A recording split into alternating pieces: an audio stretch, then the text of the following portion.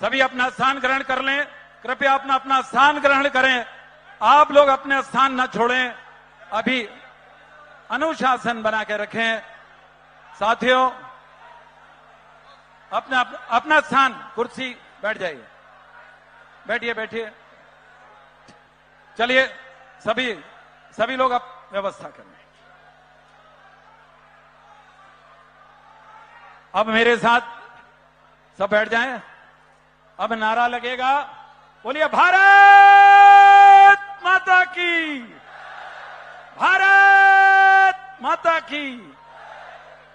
मैं आप सभी साथियों से जो यहां पर मंच पर हैं, सब बैठ जाइए, अपना स्थान ग्रहण करें।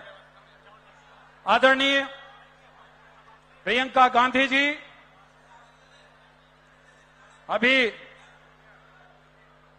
भाई, ये जो मंच का एक अनुशासन है, जो कहा जाए उतना उतना काम सब लोग करेंगे। सब लोग बैठ जाइए। साथियों, मैं अपनी बात शुरू करूंगा। सबसे पहले जोरदार तालियों से हमारी नेता का स्वागत किया जाए, जोरदार तालियों से। आदरणीय प्रियंका गांधी जी, महासचिव अखिल भारतीय कांग्रेस कमेटी और हम सबकी प्रिय नेता,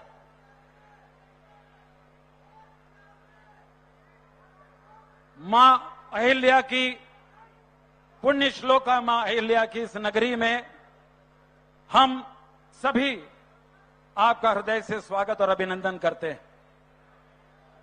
मैं कार्यक्रम में बिना किसी विलंब के एक आदरणीय सुरजेवाला साहब, आदरणीय सुरेश पचौरी जी, समस्त मंचासीन आदरणीय बंधुओं, मैं सबसे पहले शहर कांग्रेस कमेटी के अध्यक्ष, मैं जिनका नाम लूंगा केवल वही आए, शहर कांग्रेस कमेटी के अध्यक्ष माननीय सुरजीत चड्ढा जी से निवेदन करूंगा कि वो आए और पुष्पगुच्छ से माननीय प्रियंका जी का स्वागत करें। आदरणीय गोलू अग्निहोत्री जी, शहर कांग्रेस के कार्यवाहक अध्यक्ष, वो आए और स्वागत करें। आदरणीय हमारे 5 नंबर के प्रत्याशी श्री सत्यनारायण जी पटेल, सचिव अखिल भारतीय कांग्रेस कमेटी, स्वागत करें। मैं आमंत्रित करता हूं हमारे जाबाज नेता आदरणीय जीतू पटवारी जी को कि वो माननीय प्रियंका जी का स्वागत करें। मैं आमंत्रित करूंगा बहुत ही शानदार प्रखर वक्ता आदरणीय स्वप्निल कोठारी जी को कि वो आए और माननीय प्रियंका जी का स्वागत करें। आदरणीय चिंटू चौकसे जी से मैं आग्रह करता हूं, भाई पिंटू जोशी जी से मैं निवेदन करूंगा कि वो स्वागत करें। भाई राजा मांदवानी जी, माननीय प्रियंका जी का स्वागत करें।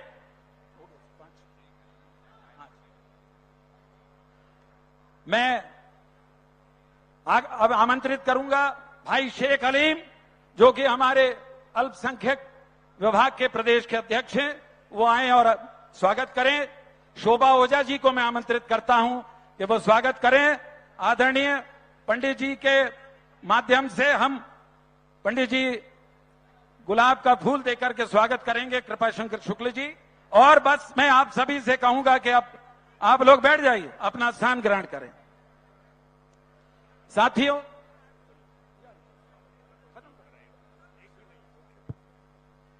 मैं आप बैठ जाएं अपना स्थान। अब लोग अपना स्थान ग्रहण कर लें। आदरणीय पंकज संघवी जी भी हमारे बीच मौजूद हैं। मैं अभी अवसर तलाश करके आपका भी अवसर तलाश करता हूं। मैं सबसे पहले, आप लोग बैठ जाइए, मैं सर्वप्रथम आमंत्रित करता हूं आदरणीय सुरजीत चड्ढा जी को कि वो आए और अपना संक्षिप्त कर दिए सर, संक्षिप्त उद्बोधन आरंभ करें। बाकी लोग बैठ जाएं भाई। साथियों, आज हमारे बीच में जन जन की नेता आदरणीय प्रियंका गांधी जी उपस्थित है। एक बार जोरदार नारे के साथ प्रियंका गांधी, प्रियंका गांधी। आवाज में अभी भी कमी है, जोश नहीं है। प्रियंका गांधी। धन्यवाद साथियों। आज मां अहिल्या की नगरी में मैं स्वागत करता हूं इंदौर शहर कांग्रेस अध्यक्ष होने के नाते आदरणीय प्रियंका गांधी जी का। प्रियंका गांधी जी सम्मानित मंच, सम्मानित सदन और सामने बैठे कांग्रेस की आन बान और शान हमारे सब कार्यकर्तागण। साथियों, प्रियंका जी हमारे देश की आशा है। मां दुर्गा के स्वरूप और दानवों से मुक्ति के लिए मध्य प्रदेश में आदरणीय प्रियंका गांधी जी हमारे बीच में आई हैं। साथियों, हमारे इंदौर में नहीं, मध्य प्रदेश में आज प्रियंका गांधी जी ने जो कार्यकर्ताओं के अंदर जोश भरा है, जो उमंग भरी है, इन प्रियंका जी के आने से जो ताकत हम कार्यकर्ताओं को मिलती है वो अभूतपूर्व है। मैं आप सबसे निवेदन करना चाहता हूं कि आप लोग सब इंदौर जिले के हमारे 9 प्रत्याशियों को विजयी बनाएं और मध्य प्रदेश में कमलनाथ जी के नेतृत्व में कांग्रेस की सरकार बनाएं। धन्यवाद। जय हिंद। मैं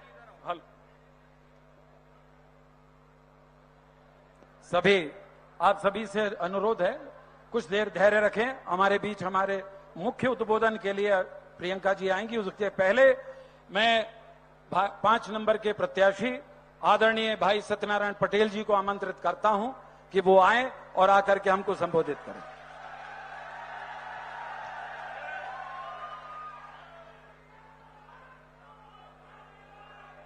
सम्मानित हमारी और आप सबकी राष्ट्रीय नेता और जन जन की नेता सम्मानित आदरणीय प्रियंका गांधी जी और हमारे मध्य प्रदेश के प्रभारी आदरणीय सुरजेवाला जी और भारत सरकार के पूर्व मंत्री और प्रदेश कांग्रेस कमेटी के पूर्व अध्यक्ष सम्मानित सुरेश पचौरी जी और शहर कांग्रेस कमेटी के अध्यक्ष जी, जिला कांग्रेस कमेटी के अध्यक्ष जी और जीतू पटवारी जी और सभी मातृशक्ति और नौजवान साथियों और मंच पर बैठे सभी आदरणीय वरिष्ठजन, मैं कम समय लूंगा कि आदरणीय दीदी को हमको सुनना है। आदरणीय दीदी, आपके नेतृत्व में और कांग्रेस पार्टी ने इन कार्यकर्ता को भरोसे आपने टिकट दी है। मैं ये विश्वास दिलाता हूं इनके भरोसे ये 5 नंबर की टिकट आपको कांग्रेस की झोली में हम देंगे। हाथ खड़ा करके आप बताओ समर्थन करके करोगे कि नहीं। और आदरणीय दीदी के साथ मैंने उत्तर प्रदेश में काम किया और हर कार्यकर्ता के लिए हर बात पर, हर मुद्दे पर पूरी जमीनी स्तर पर अगर लड़ाई माननीय प्रियंका गांधी जी के नेतृत्व में हम लड़ते हैं और एक एक कार्यकर्ता का ध्यान देती है और एक एक बात पर गंभीरता से चिंतन करती है। मैं आदरणीय दीदी का हार्दिक अभिनंदन करता हूं। मां अहिल्या देवी की नगरी में माननीय आदरणीय हमारी नेता प्रियंका गांधी का हार्दिक अभिनंदन इंदौर में करता हूं। और पहली बार आपने सभा को संबोधित करने आए, पिछली बार एक बार रोड शो किया था और आज हमारे बीच इंदौर में सभा को संबोधित करने आई है आदरणीय दीदी। मैं अब ज्यादा समय नहीं लूंगा, 1 मिनट में मध्य प्रदेश में आदरणीय दीदी आपके नेतृत्व में कांग्रेस की सरकार बनी तो यहाँ पिछले 20 साल में 100 बिस्तर या 200 बिस्तर का हॉस्पिटल नहीं बना। हमने स्वीकृत कर दिया था, चूंकि कमी यह थी कि सरकार गिर गई थी। अगर माननीय आदरणीय हमारी नेता के नेतृत्व में मैं आप सबको विश्वास दिलाता हूं कि 100 नहीं 200 बिस्तर का अस्पताल इस 5 नंबर विधानसभा में आप करेंगे। और मध्य प्रदेश में कांग्रेस की सरकार दीदी आपके नेतृत्व में बनी तो यहाँ पर खेल मैदान और स्पोर्ट्स की व्यवस्था की कमी है अन्य जगह, तो सरकारी जगह पे हम 2-3 जगह खेल मैदान हर नौजवानों के साथ लेकर बनाएंगे। और साथ ही अवैध कॉलोनी, अवैध बस्ती, माननीय दीदी यहाँ 5 नंबर विधानसभा में सबसे ज्यादा है। 20 साल में अवैध बस्ती को वैध नहीं कर पाए, अवैध कॉलोनी को वैध नहीं कर पाए। कांग्रेस की सरकार आपके नेतृत्व में बनी तो सारी कॉलोनी वैध की जाएगी और कानून कायदे की प्रक्रिया में की जाएगी। और अंतिम बात मैं कहूंगा कि मध्य प्रदेश में इंदौर में 5 नंबर विधानसभा में खजराना मंदिर है, और जो खजराना गणेश मंदिर बहुत प्रसिद्ध है, जिसका अपना एक स्थान है। तो मध्य प्रदेश में कांग्रेस की सरकार बनेगी, उसका आधुनिकीकरण करके सबसे बड़ी मूर्ति भी गणेश जी की वहां पर हम स्थापित करेंगे। मैं पुनः आदरणीय दीदी का और आप सबका हार्दिक अभिनंदन करता हूं। अब बहुत ही कम समय है, इसलिए दीदी को हमको सुनना है।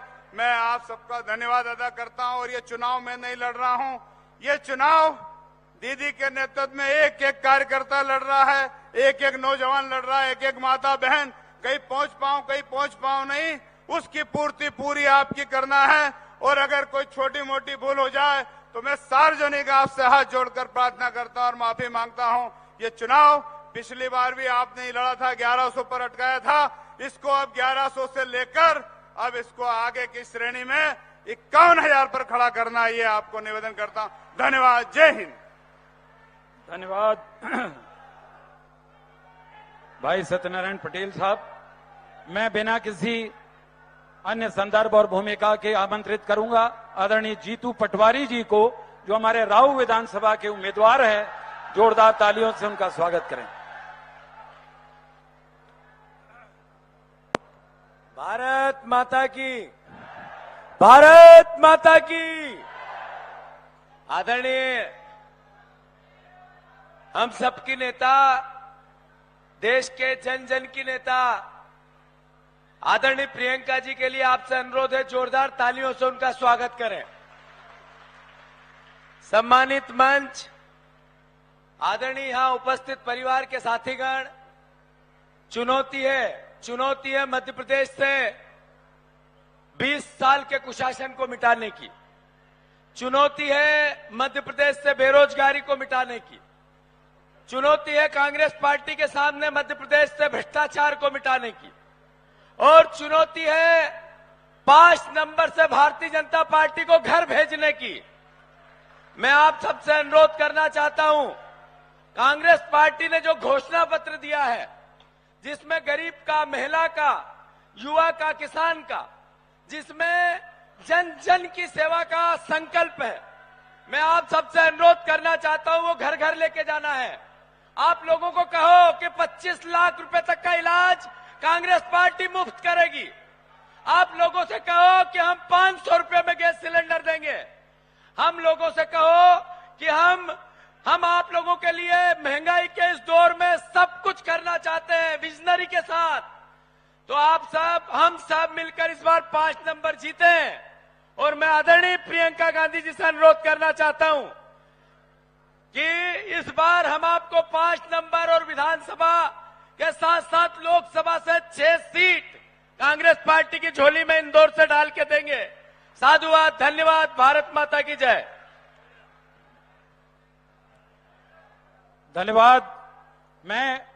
अब हम सबको जिस घड़ी का इंतजार है, अब मैं आमंत्रित करूंगा कि आदरणीय प्रियंका गांधी जी हमारे बीच में आए। मैं उनसे कुछ कहते हुए बात कहना चाहता हूं। ये गांधी परिवार, इस गांधी परिवार के बारे में, गांधी शब्द भारत की संस्कृति में क्या है? गांधी संस्कृति है, संस्कार है, प्रेम है, समन्वय है, सहकार है। गांधी सेवा है, समर्पण है, बलिदान है। और प्रियंका गांधी उसी बलिदानी परिवार की संतान है। हम सब मिलकर जोरदार तालियों से आमंत्रित करें आदरणीय प्रियंका जी को कि प्रियंका जी आए और हम सबको संबोधित करें।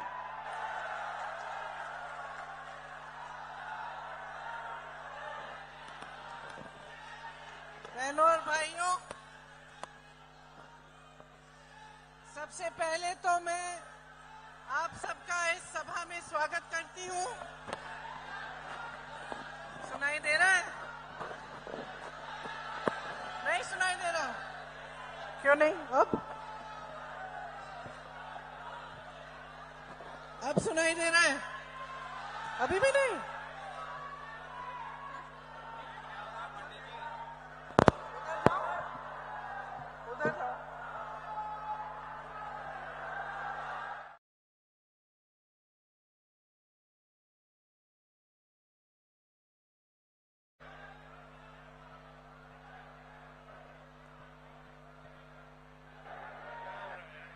ये भी नहीं चल, अच्छा ये चल रहा है, ठीक। अब सुनाई दे रहा है। तो सबसे पहले तो मैं आपको धन्यवाद देना चाहती हूँ कि आप मेरा इंतजार कर रहे हैं और आपने यहाँ आने का कष्ट किया। रास्ते में मैंने देखा कि काफी ट्रैफिक भी रुका हुआ था, इसके लिए मैं क्षमा चाहती हूँ। श्री रणदीप सिंह सुरजेवाला जी, श्री सुरेश पचौरी जी, श्री महेंद्र जोशी जी, श्री सत्यनारायण पटेल जी, श्रीमती शोभा ओझा जी, श्री जीतू पटवारी जी, श्री पिंटू जोशी जी, श्री राजा मंडवानी जी, श्री सुरजीत चड्ढा जी, श्री सदाशिव यादव जी, श्री शेख आलिम जी, श्री गोली अग्निहोत्री जी, मंच पर उपस्थित सभी नेता कार्यकर्तागण, मेरे कार्यकर्ता साथी उमाशंकर रायकवाड़ जी, संतोषी बाई जी, राजेंद्र शर्मा जी और राधे बुरासी जी, आप सबका भी इस मंच पर बहुत बहुत स्वागत। एक बार मेरे साथ कहिए, खजराना गणेश भगवान की, खजराना गणेश भगवान जी की जय। महाकालेश्वर और ओंकारेश्वर के बीच मालवा के पठार पर बसा इंदौर है। आज यहाँ आकर मुझे बहुत गर्व भी है और एक भावनात्मक रिश्ता है आपके बीच और मेरे परिवार, मेरी पार्टी के नेताओं के बीच। इसको निभाने के लिए मैं आज यहाँ आई हूँ। यहाँ की जनता मेहनती है, मददगार है। आप सबने इसका मिसाल कोरोना के समय दिखाया, जब पूरे देश के लिए आपका शहर एक मिसाल बना। जब संकट में थे तो एक दूसरे की मदद की, एक दूसरे की सहायता की, जो भी जितना कर पाया आप सब बाहर आए, आपने मदद की एक दूसरे की। और पूरे देश ने देखा कि किस तरह हमारी देश की संस्कृति, हमारी देश की जो परंपरा है, जो लोगों को संकट के समय खास तौर से एकजुट करके साथ लाती है, उसका मिसाल इंदौर बना। यहाँ एक बार पहले आने का मौका मिला था। उस समय यहाँ पे जो खान पान है और यहाँ के जो लोग हैं, बिंदास लोग हैं, आप सबसे मिलने का मौका मिला। आजकल मैं डाइट कर रही हूँ तो आज नहीं खाऊंगी कुछ, लेकिन ये कहना चाह रही थी कि आपका जो शहर है देश में सुप्रसिद्ध है। यहां से जब आजादी के समय, आजादी की लड़ाई के समय, जब गांधी जी ने करो या मरो का नारा दिया, तब यहाँ पे इंदौर के बहुत सारे प्रसिद्ध ऐसे वासी थे जिन्होंने आंदोलन को आगे बढ़ाया। इंदौर के क्रांतिकारियों ने जो बिगुल बजाया, उसमें श्याम कुमार आजाद जी, राधा बहन आजाद जी, लीला देवी जी व्यास जी, नगेंद्र आजाद जी, आनंद मोहन माथुर जी, कन्हैया लाल खादीवाला जी की तरह तमाम ऐसे नेता थे जो सड़कों पर उतरे और जिन्होंने हमारी आजादी की लड़ाई लड़ी। देशभक्ति आपके खून में है, स्वाभिमान, सम्मान आपके खून में है। कांग्रेस एक क्रांतिकारी पार्टी रही है। मैंने आजादी की लड़ाई की जिक्र की, लेकिन तब से लेकर आज तक कांग्रेस ने हमेशा किसानों के लिए, मजदूरों के लिए, गरीबों के लिए, जो संकट में था उसके लिए लड़ाई लड़ी है और ये कोशिश की है कि समानता के साथ सबका विकास किया जाए, सबको आगे बढ़ाया जाए। देखिए, आपका शहर है, आपने पिछले 18 सालों से अपने शहर में देखा होगा कि क्या तरक्की आई है, किस तरह का काम किया गया है, सरकार की जो नीतियां हैं उनसे आपको लाभ हुआ है कि नहीं। तो यहाँ पे जब हम मंच पे खड़े होते हैं, नेता आपको भाषण देते हैं, तो हम अपना कहते हैं, लेकिन मैं हमेशा सोचती हूं कि आप में जो विवेक है, आपका जो अनुभव है, वो सर्वोपरि है। हम कुछ भी कहें, उसकी तुलना आप अपने जीवन के अनुभव से करें और अपनी जागरूकता से गहराई में उसको समझने की कोशिश करें। आजकल जो राजनीति देश में है, वो एक अलग तरह की राजनीति है। एक तरफ विकास की बात होती है, तरक्की की बात होती है, और हम देखते हैं कि जो बड़े बड़े उद्योगपति हैं देश के, जो अब हम अपने हाथों पे गिन सकते हैं, वो आगे बढ़ रहे हैं। लेकिन जो छोटा और मध्यम वर्ग का जो उद्योगपति है, जो रोजगार बनाने वाला होता है, वो आगे नहीं बढ़ रहा है। इसी तरह से हम देखते हैं कि विकास की बड़ी बड़ी बातें होती हैं, बड़ी बड़ी घोषणाएं होती हैं, लेकिन देश का गरीब और गरीब होता चले जा रहा है।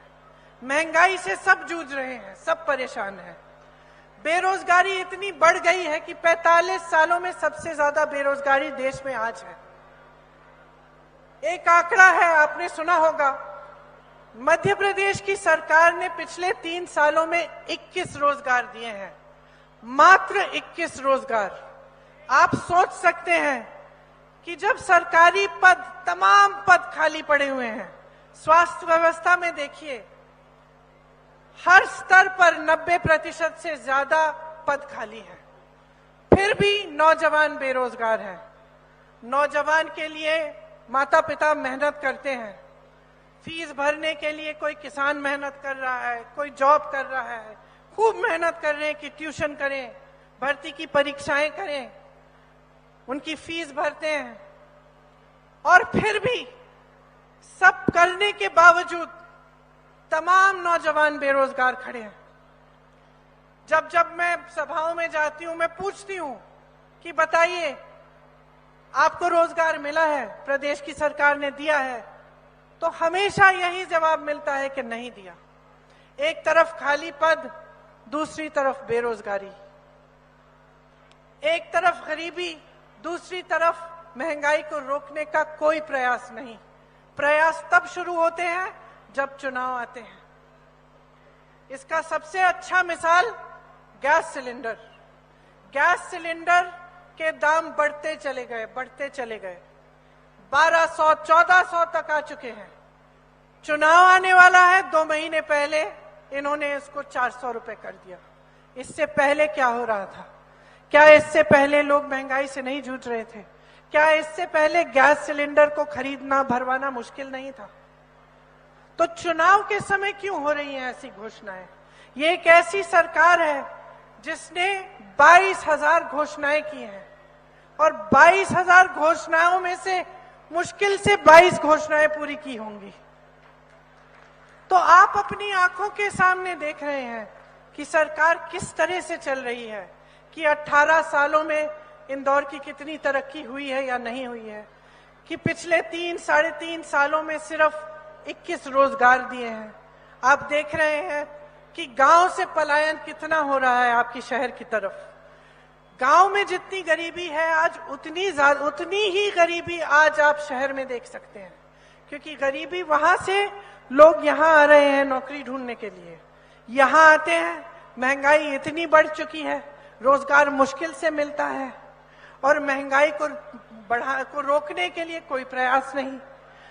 अब दिवाली का मौसम आ रहा है, मेरी बहनें जो यहाँ बैठी हैं त्योहार मनाना चाहती हैं। कोई धनतेरस पे जाएगा, दुकान जाएगा कुछ खरीदने के लिए, दिवाली में लोग घर आएंगे, उनके लिए कुछ परोसने का दिल करेगा। लेकिन आज ये परिस्थिति है कि प्याज के दाम भी इतने बढ़ गए हैं। मैंने अपनी पिछली सभा में बोला कि एक समय था जब मोदी जी कहते थे, वर्ल्ड कप था उस समय, मोदी जी कहते थे, उन्होंने शायद कहा कि देखेंगे सचिन की पहले सेंचुरी होगी या प्याज की सेंचुरी होगी। आज वर्ल्ड कप चल रहा है, विराट की सेंचुरी हो गई, प्याज की भी सेंचुरी हो गई, और मोदी जी कुछ कर नहीं रहे हैं, कुछ कह नहीं रहे हैं। यहाँ की सरकार ने इतने घोटाले किए हैं कि इतनी लंबी लिस्ट है मेरे पास, लेकिन उसको पढ़ना ही छोड़ दिया है मैंने। पहले जब मैं यहाँ मध्य प्रदेश सभाओं में आती थी तो सारा पढ़ती थी। कौन से शिक्षा और भर्ती में घोटाला, इधर घोटाला उधर घोटाला, लंबी तमाम लिस्ट थी। अब मैं पढ़ती नहीं हूं क्योंकि मैं जानती हूं कि मोटी बात यह है कि इस सरकार का ध्यान सिर्फ घोटालों में रहा है, अपने लिए कमाने में, लूटने में, और आपकी तरक्की, आपका विकास करने में, आपकी कोई भी सहायता करने में इन्होंने कुछ नहीं किया। देखिए, आज की राजनीति ऐसे हो चुकी है कि हमारी उम्मीदें भी घट चुकी हैं। मैं जब लोगों से पूछती हूं कि भाई क्या उम्मीद है सरकार से, तो अक्सर लोग कहते हैं कि कुछ ज्यादा नहीं, हमारा संघर्ष भरा जीवन है, अगर हमारे जीवन में कुछ सहायता, कुछ मदद मिल जाती, रोजगार मिल जाता, महंगाई थोड़ी कम हो जाती, जैसे गैस सिलेंडर है उसकी वो कम महंगा हो जाता, उससे हमें सुविधा हो जाती। तो लोगों की उम्मीदें भी घट रही हैं क्योंकि राजनीति का ध्यान किस ओर जा रहा है? ऐसी बातों की ओर जिससे आपकी तरक्की का कोई ताल्लुक नहीं है। तो चुनाव के समय जब मैं देखती हूं कि भाजपा के नेता मंच पे आते हैं तो कैसी कैसी बातें करते हैं। अब मैं सुन रही थी मोदी जी का भाषण, तो मैंने सोचा विकास की बातें करेंगे, ये बताएंगे कि घोषणाएं जो इन्होंने की हैं, कौन से प्रदेश में इन्होंने इस तरह की नीतियां लागू की हैं जो अभी चल रही हैं, पता तो चले जनता को कि अगर कुछ कह रहे हैं तो उसका आधार क्या है। उल्टा मैंने देखा कि मोदी जी कह रहे हैं कि कांग्रेस के कुछ नेता हैं जो आज भी इंदिरा गांधी के नाम पे वोट मांग रहे हैं। तो मैंने सोचा अरे ये तो मोदी जी मेरी बात कर रहे हैं, मुझसे नाराज हो गए। और मैं सोच रही थी कि मोदी जी आप तो 24 घंटे हर भाषण में पंडित नेहरू का नाम लेते हैं, हर भाषण में पंडित नेहरू का नाम लेते हैं। एक दो बार मैंने भी सोचा कि मैं इंदिरा जी का नाम ले लूं, तो इसमें कौन सी बुराई हो गई। आगे सुना मैंने भाषण उनका, आगे कहने लगे कि इन कांग्रेसियों का खून खराब है। तो मैंने सोचा कि भाई ये मोदी जी ने पैथ लैब्स कब से खोल दी कि खून का टेस्टिंग कर रहे हैं। अगली बार बुखार चढ़ेगा तो मैं मोदी जी के पास भेज देती हूं। लेकिन मन में देखिए मजाक एक तरफ है, मन में ये बात आई कि आप प्रधानमंत्री हैं, आपके पद की एक गरिमा है। अगर किसी का दायित्व है कि सार्वजनिक जीवन में जो चर्चा परिचर्चा का स्तर है उसे ऊंचा रखना है, तो ये प्रधानमंत्री का ही दायित्व होता है, बड़े बड़े नेताओं का होता है। कि चुनाव का समय है, जनता को इससे कोई मतलब नहीं है कि हमारे खून में क्या है क्या नहीं है, वो टेस्ट रिजल्ट बता देगा हमारा। जनता को मतलब है अपनी समस्याओं से। आज सबसे बड़ी समस्याएं क्या हैं? महंगाई है, बेरोजगारी है, शिक्षा की सुविधाएं, स्वास्थ्य की सुविधाएं। अब देखिए बार बार कहते रहते हैं कि 70 सालों में कुछ नहीं हुआ, लेकिन अब 10 सालों से आपकी सरकार है, अब तो जिम्मेदारी ले लीजिए। 10 सालों से आपने इंदौर में कौन सा विश्वविद्यालय खोला है, कौन सा मेडिकल कॉलेज खोला है? मध्य प्रदेश में हजारों स्कूल बंद हो गए हैं। जब लोग गांव से यहाँ शहरों में पलायन करते हैं वो इसलिए करते हैं क्योंकि वहां आपने सुविधा दी नहीं है। तो आप 18 सालों से इस प्रदेश में आपकी सरकार है, 10 सालों से केंद्र में आपकी सरकार है। तो अगर ठीक है आप कह रहे हैं कि किसी ने आपसे पहले कुछ किया ही नहीं, ये छोड़ देते हैं हम बात की IIT हो, IIM हो, एम्स हो, सब पंडित नेहरू के समय से है, छोड़ देते हैं हम बात। हम कहते हैं चलो मान लिए किसी ने कुछ नहीं किया, आपसे पहले जितने भी लोग आए वो सब बेकार थे, किसी ने कुछ नहीं किया। आपने क्या किया है? क्या आप अपनी जिम्मेदारी को लेने के लिए तैयार हैं? क्या आप एक ऐसी राजनीति करने की हिम्मत कर सकते हैं जो नकारात्मक नहीं और सकारात्मक है? क्या आप मंच पे खड़े होकर आप ये हिम्मत कर सकते हैं कि अतीत की बातों को बंद करें और आज की बात करें कि आपकी सरकार ने क्या किया? क्योंकि जब आप इस बात को उठाते हैं तो सिर्फ ऐसी बातें करते हैं कि हमने G20 की, बहुत बढ़िया किया, देश का मान सम्मान बढ़ाया, ठीक है। संसद का सुंदरीकरण किया, उसमें भी आपने 20,000 करोड़ रुपए खर्च कर लिए। आपने अपने लिए 2 बड़े बड़े हवाई जहाज खरीदे, 16,000 करोड़ रुपए खर्च लिए।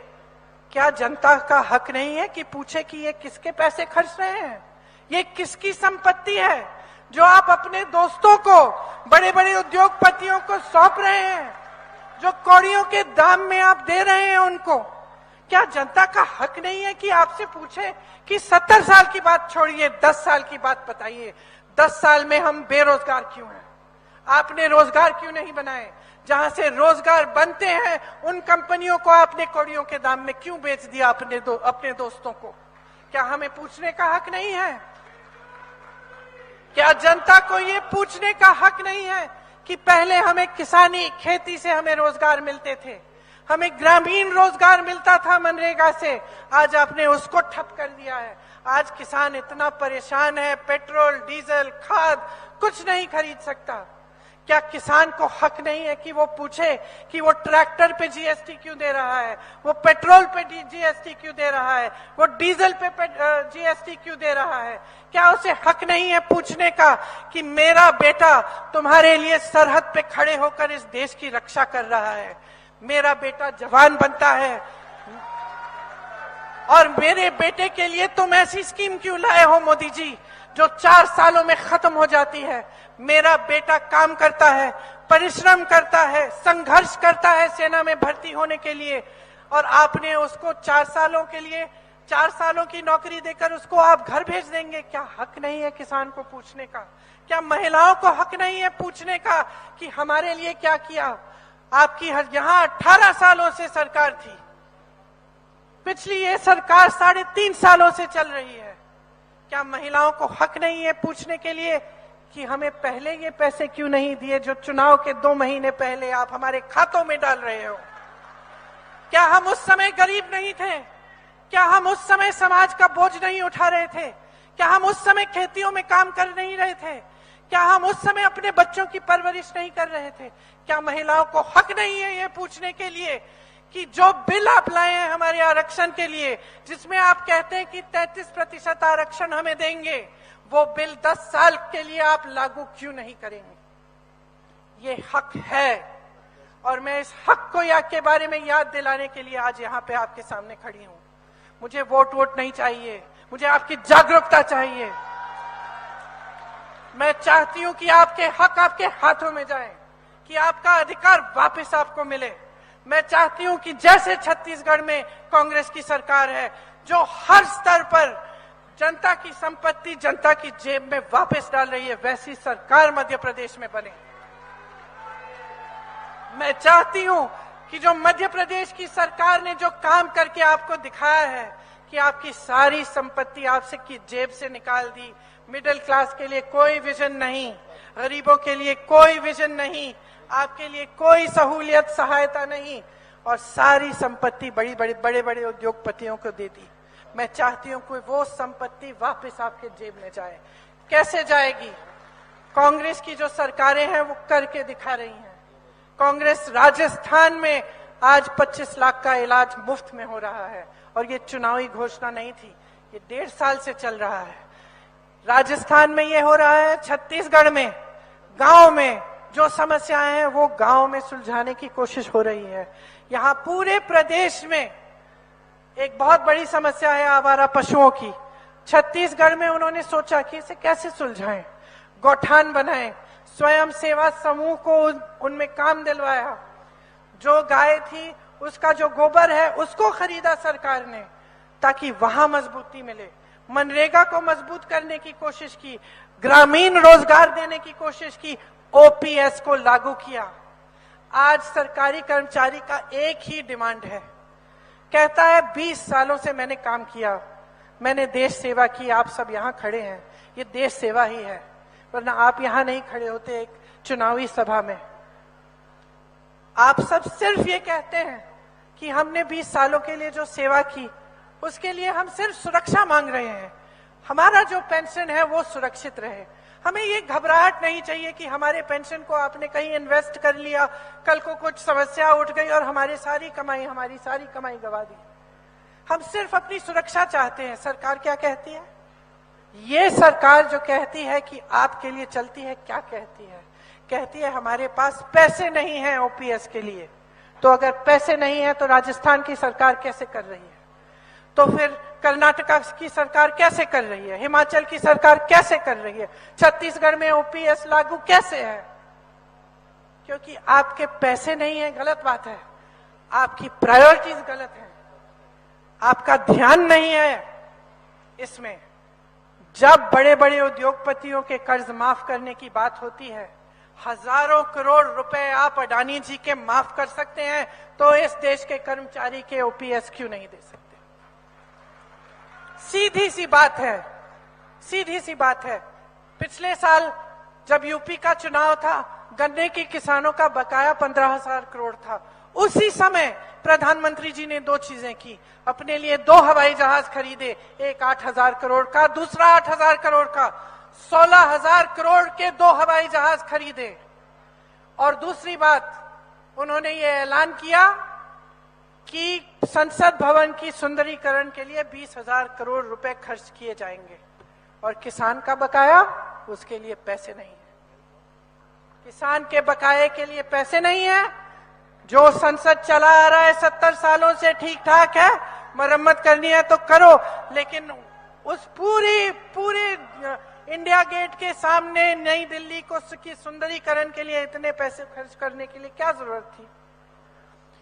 देखिए, मनमोहन सिंह जी की सरकार में खूब तरक्की हुई, और ये नहीं था कि ऐसे बड़े प्रोजेक्ट नहीं थे, G20 नहीं था, ये सब था, लेकिन गरीबों के लिए और मिडिल क्लास के लिए सोच थी, एक विजन था कि किस तरह से हम आपको भी मजबूत कर सकते हैं और उद्योगपतियों को भी मजबूत कर सकते हैं।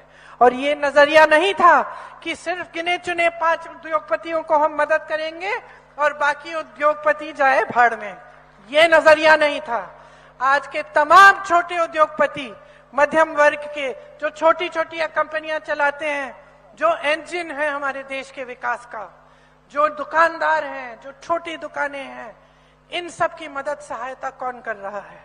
नोटबंदी की आपने, सबको कह दिया कि भाई देशभक्ति दिखाओ अपनी, खड़े हो जाओ लाइन में। सब खड़े हो गए, क्योंकि हमारी देश की जनता, जब हम देश की बात करते हैं, जब हम धर्म की बात करते हैं, तो ऐसा एक हिंदुस्तानी नहीं है जिसके दिल में वो बात नहीं बैठती। इसीलिए ये सीख गए कि भाई जब जनता से कुछ निकालना हो, धर्म की बात करो और देशभक्ति की बात करो।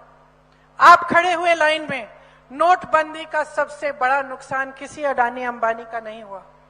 नोटबंदी का नुकसान आपने झेला, इंदौर जैसे शहरों के उद्योगपतियों ने झेला। उसके बाद क्या हुआ? कोरोना आया। दुनिया भर में कोरोना जब आया तो छोटे छोटे उद्योगपतियों की मदद की। यहां नहीं हुई आपकी सहायता। कोरोना के बाद आप पे जीएसटी थोपा गया, और जीएसटी से आप अभी भी जूझ रहे हैं। तो क्या कर रही है ये सरकार आपके लिए? मैं पूछना चाहती हूँ। लोग कहते हैं, मैं जाती हूँ लोगों के घरों में, पूछती हूँ कि भाई टूटी में से पानी नहीं आ रहा है, बिजली नहीं आ रही है, सड़क तुम्हारी खराब है, तो वोट क्यों दे रहे हो भाई? दीदी धर्म की बात है, दीदी धर्म की बात है, दीदी जाति की बात है। तो मैं आपसे कहना चाहती हूँ, बहुत हो गया, बहुत हो गया आपका इस्तेमाल, आपके जज्बातों का बहुत इस्तेमाल हो गया है। ये वोट जो है ना, सुन लीजिए कान खोल के, ये वोट जो है ना, धर्म की बात नहीं है। ये वोट आपकी जागरूकता की बात है। ये वोट इतना कीमती है कि अगर बगैर सोचे समझे आप इसको किसी को दे दोगे तो 5 साल और वो भुगतोगे जो आप 18 साल से भुगत रहे हो। अगर आपका देशभक्ति का धर्म है तो वो यही है कि जागरूक बन जाओ।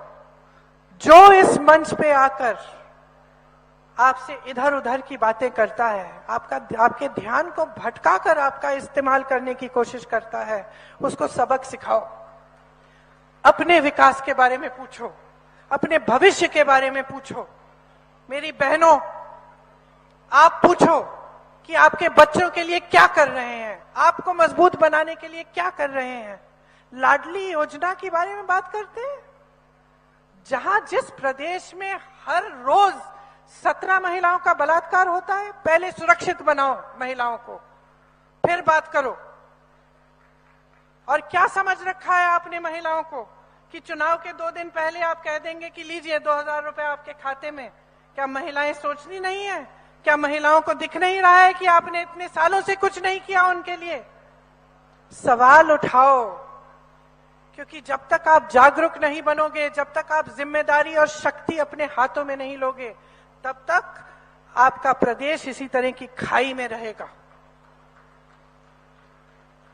घोटाले पे घोटाला, और इससे नुकसान किसका होता है? कभी मैं सुनती हूं लोग कहते हैं ठीक है भाई, सभी ने खाना है, खाने दीजिए। क्या बात है? क्या बात है? क्या हम इस कगार पे पहुंच गए हैं कि चलिए खाने दीजिए? क्या बात है? ये आपका पैसा है, आपका पैसा है, आपकी संपत्ति है। इतनी आसानी से मत खाने दीजिए। खड़े हो जाइए, याद दिला दीजिए इनको सबको, सारे नेताओं को, कि आपको ऐसी सरकार चाहिए जो आपकी संपत्ति आपको लौटाए। ऐसी स्कीम चाहते हैं जो आपको मजबूत बनाए, क्योंकि बहुत हो गया है। और जैसे मैंने कहा, इसका नुकसान आप झेल रहे हैं, कोई नेता नहीं झेलता। सबके बच्चे बाहर पढ़ रहे हैं, सबके बड़े बड़े महल हैं। आपने देखा हुआ, अभी 1-2 दिन पहले ही एक वीडियो चला है, किसी बड़े नेता, शायद एक कृषि मंत्री हैं देश के, उनके बेटे शायद वही हैं, फोन पे वीडियो पे कुछ कुछ कह रहे हैं, हजारों करोड़ की बात कर रहे हैं। कोई नेता का कोई नुकसान नहीं होता। ये नुकसान है तो आपका है। ये अधिकारी जो यहाँ खड़े हैं, कर्मचारी जो खड़े हैं, गरीब जनता है जो रोज मेहनत कर रहा है, ईमानदारी से मेहनत कर रहा है, क्योंकि ये आप ही की संपत्ति लेते हैं। तो अब आप मन बना लीजिए कि आपको कैसी सरकार चाहिए। मैं बार बार कहती हूं कि मेरी बातों पे मत चलिए। जो आप देख रहे हैं अपने अनुभव से, आपने जो देखा है, आपको जैसा लग रहा है कि देखिए हमारी सरकार ने, अगर आपको लगता है कि आपकी तरक्की हुई है, कि अच्छा हो रहा है, तो बेशक दीजिए इनको वोट। लेकिन अगर आपको लगता है कि आपके लिए काम नहीं किया, आपको सिर्फ लूटा है, सिर्फ बहकाया है, सिर्फ झूठे खोखले वादे किए हैं। अभी मैं मंच पे आई थी, किसी ने मुझे गुलदस्ता पकड़ाया, आपने देखा, गुलदस्ते में फूल ही नहीं थे, खाली था। उस तरह का गुलदस्ता बना के आपको दे रहे हैं, और बार बार दे रहे हैं। चुनाव आता है, शुरू धर्म, जाति और घोषणाओं का गुलदस्ता।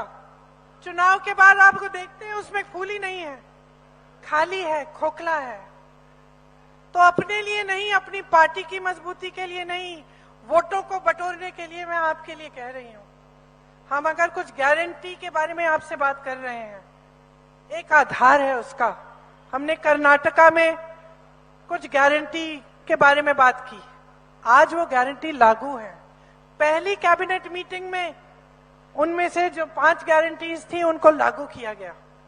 तो मेरी बातों पे मत जाइए, देखिए कर्नाटका में क्या हो रहा है। क्या छत्तीसगढ़ के लोग खुश हैं? क्या वाकई किसान खुश है वहां का? क्या ये सच है कि जो पलायन करके गए थे वो वापस आ रहे हैं अपने गांव, क्योंकि उनको लग रहा है कि हमारे प्रदेश में ही हमें अच्छा रोजगार मिल रहा है? पूछिए ये सवाल, और खुद देखिए कि जहां जहां कांग्रेस ने गारंटी बताई है, क्या वो गारंटी पूरी हो रही है कि नहीं। और ये कांग्रेस चाहती क्या है? अगर इस पार्टी ने आजादी की लड़ाई लड़ी, अगर इसका एक नेता देश के एक कोने से दूसरे कोने तक 4000 किलोमीटर चल के सिर्फ ये कह रहा है आपको कि आप एकजुट हो जाइए, कि ये देश एक हो, ये देश मजबूत हो, भारत जोड़ो यात्रा एक नेता कर रहा है, तो क्या अपनी भलाई के लिए कर रहा है? वो देश के लिए कर रहा है, आपको जागरूक बनाने के लिए, आपको दिखाने के लिए कि ये जो राजनीति चल रही है ये सही नहीं है, इससे आपका लाभ नहीं हो रहा है, इससे कुछ गिने चुने लोगों का लाभ हो रहा है। और अब आप सबको खुद दिखने लगा है। छोटी छोटी चीजें हैं। हिमाचल में मैं बहुत रहती हूँ। हिमाचल का जो सेब का किसान है आज सेब नहीं बेच पा रहा है। क्यों? अडानी जी के पास है सारे कोल्ड स्टोरेज, सारा जो सेब का ट्रेड है सारा अडानी जी के पास है, वो कीमत तय करते हैं। तो ये छोटी छोटी चीजें हैं आपके जीवन में जिससे आपको पता चल रहा है। मैं पिछली सभा में कह रही थी कि पुराने जमाने में टाटा बिरला होते थे, हमें मालूम होता था कि भाई टाटा ट्रक बनाता है, टूथपेस्ट बनाता है, क्या हमें जो हम इस्तेमाल कर रहे थे जीवन में जो हमारी चीजें हैं हमें पता चल जाता था कि ये बिरला बना रहा है, ये टाटा बना रहा है। मैं आपसे पूछना चाहती हूँ कि अडानी जी अंबानी जी क्या बना रहे हैं? बताइए, कोई बताए। किसी को मालूम है क्या बना रहे हैं? कुछ बना नहीं रहे हैं, देश की संपत्ति को ले रहे हैं, कुछ नया नहीं बन रहा है। आज इंदौर में अगर बड़ी बड़ी विश्वविद्यालय हैं, पाठशालाएं हैं, अगर ये एजुकेशन का हब है, टेक्निक का हब है, तो ये आपकी सरकार ने नहीं बनाया है, ये आप खुद अपने बल पे कर रहे हैं। जबकि सरकार को करना चाहिए। विजन होता है तो IIM आता है, विजन होता है तो IIT आता है, विजन होता है तो एम्स आता है, विजन होता है तो एक प्लानिंग होती है, शहर की प्लानिंग, शहर के गरीबों के लिए प्लानिंग, शहर के बिजनेस वालों के लिए प्लानिंग, और शहर के लिए एक विजन की हाँ 10 सालों में हम ये चाहते हैं। वो विजन का मिसाल मैंने देख लिया। कमलनाथ जी ने जो शुरू कराया था फ्लाईओवर, अभी तक आधा पड़ा हुआ है, अभी तक तैयार नहीं है। विजन का कांग्रेस की सरकार का था और अभी तक ऐसे ही अधूरा पड़ा है। तो मेरी सिर्फ देखिए एक ही बात है, ये सारी लंबी चौड़ी बातों का आधार एक ही है कि आप सोच समझ के अपना वोट दो, जागरूक बनो। कुछ गारंटीज हैं, पढ़ के सुना देती हूं, लेकिन आपको ये गारंटीज आपको जानना चाहिए कि एक आधार पे बनी है, क्योंकि जहां कांग्रेस की सरकारें हैं वहां ऑलरेडी इनमें ऐसी गारंटीज लागू हैं। तो हमारी गारंटी है कि महिलाओं को 1500 रुपए प्रति माह मिलेंगे, 500 रुपए में गैस सिलेंडर आपको मिलेगा, 100 यूनिट बिजली माफ, 200 यूनिट बिजली बिल हाफ होगी, पुराना पेंशन यहां लागू होगा, 2 लाख खाली सरकारी पद जैसे ही सरकार बनेगी हमारा प्रयास रहेगा कि 1-2 सालों के अंदर अंदर हम इनको भरवाएंगे। युवाओं के लिए, जो बेरोजगार युवा हैं उनके लिए 3000 रुपए बेरोजगारी का भत्ता। पढ़ो और पढ़ाओ योजना के तहत मध्य प्रदेश के बच्चों के लिए कक्षा 1 से 12वीं तक निःशुल्क शिक्षा होगी। कक्षा 1 से 8 तक हर बच्चे को जो स्कूल में रजिस्टर्ड है उसे 500 रुपए मिलेंगे। कक्षा 9 से 10 तक हर बच्चे के लिए 1000 रुपए परिवार को दिया जाएगा। कक्षा 11वीं से 12वीं तक 1500 रुपए दिए जाएंगे। किसानों का कर्ज माफ होना फिर से शुरू होगा। आपकी MSP जो न्यूनतम भूल गई, दिमाग से निकल गया, न्यूनतम समर्थन मूल्य है। आपका न्यूनतम समर्थन मूल्य आपको गेहूं के लिए 2600 रुपए मिलेगा, धान के लिए 2500। अब इसका आधार क्या है? इसका आधार क्या है? छत्तीसगढ़ में आज भी 2400 से ऊपर है समर्थन मूल्य, और भाजपा के जो प्रदेश है वाराणसी में 1200 से 1400 मिल रहे हैं। OBC वर्ग के लिए 27% आरक्षण मांग रहे हैं, हम देंगे हम। और जो जाति जनगणना की बात है, हम मध्य प्रदेश में वो गिनती कराएंगे। देखिए जाति जनगणना की जो बात है ना, वो भी जो ये लोग बात करते हैं, कहते हैं, अक्सर कहते हैं, आपने मोदी जी की बात काफी सुनी होगी कि वो खास तौर से OBC वर्ग को आगे बढ़ाना चाहते हैं। वही खाली गुलदस्ता है, क्योंकि जब हम कहते हैं कि जातिगत जनगणना होनी चाहिए, तब ये कहते हैं कि हम नहीं हो सकती, चुप रहते हैं। अब क्यों? हम क्यों कह रहे हैं कि ये जनगणना होनी चाहिए? हम सिंपल ये बात कह रहे हैं कि गिनती कर लो कि इस देश में दलित कितने हैं, इस देश में ओबीसी कितने हैं, एससी कितने हैं, एसटी कितने हैं, गरीब कितने हैं, ताकि जब नीतियां बने तब जितने प्रतिशत है कम से कम उनकी भागीदारी हो या उनकी समस्याओं को हल करने के लिए ऐसी नीतियां बने जिसमें उनका प्रतिनिधित्व हो, कि जो बड़े बड़े पद हैं देश के उनमें उनका प्रतिनिधित्व हो। जैसे आज अगर देखें हम तो नहीं है प्रतिनिधित्व। अगर बिहार में गिनती की गई 84% ओबीसी एससी एसटी थे, है आज के दिन में।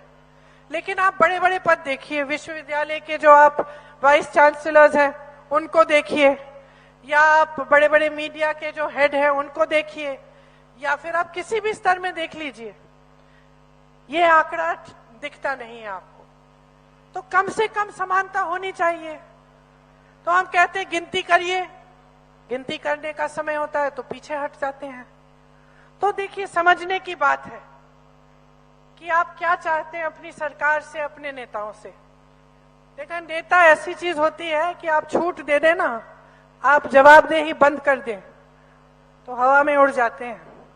इनको जमीन पे लाना आपका काम है।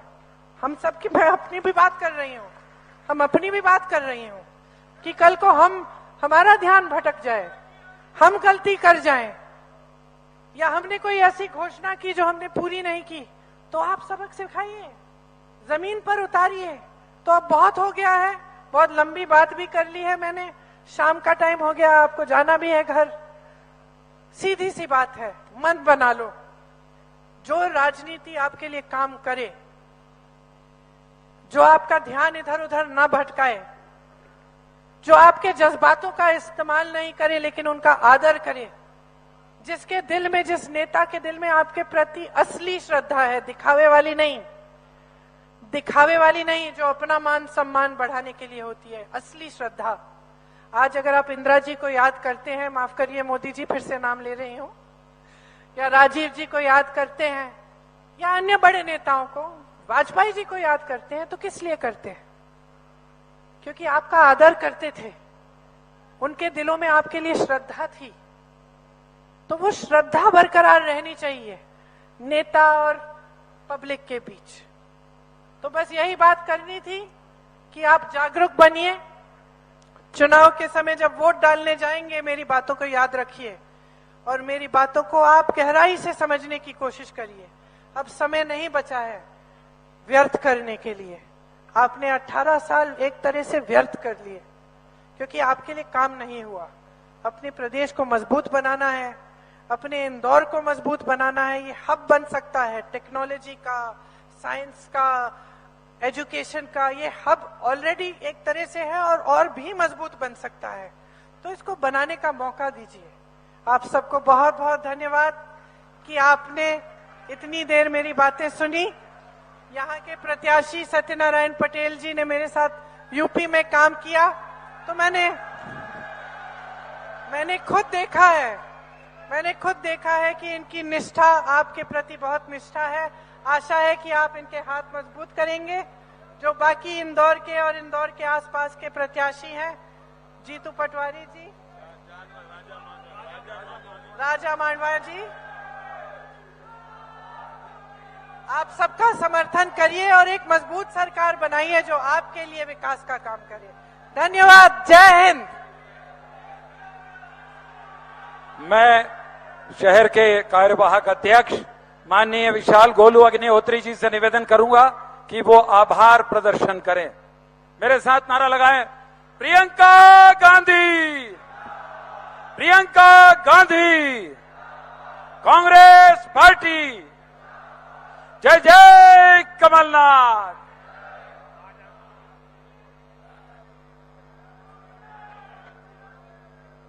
अखिल भारतीय कांग्रेस कमेटी की महासचिव आदरणीय प्रियंका गांधी जी को आपने सुना और इतना लंबा समय आप लोगों ने यहां दिया। साथ ही सम्मानित मंच, आप सभी यहां पधारे, आपका बहुत धन्यवाद।